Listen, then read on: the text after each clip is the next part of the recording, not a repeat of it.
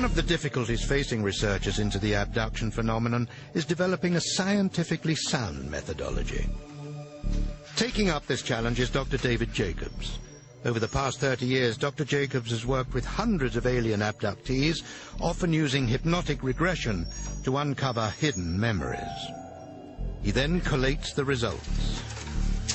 There's implants, tissue samples, surgical procedures, steering procedures, neurological engagement procedures, gynecological procedures. And if they say something enough times that I realize this is happening, I will eventually add it to this list. His data has led him to the startling conclusion that the aliens are using humans to breed hybrids with a view to taking over the planet. One of the things that people began to talk about a few years ago was an increased amount of hybrid activity, often reproductive in nature. And they've been doing this with increased frequency, to my sort of consternation and to the consternation of the people who are describing this. What David has discovered is that there appears to be a pattern to the aliens' behavior.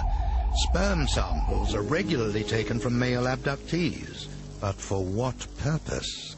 More sinister still are the experiences of female abductees.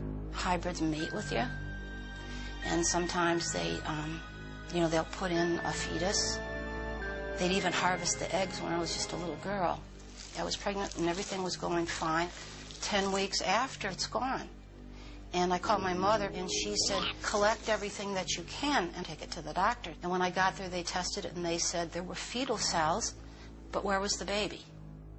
They are here for a reason.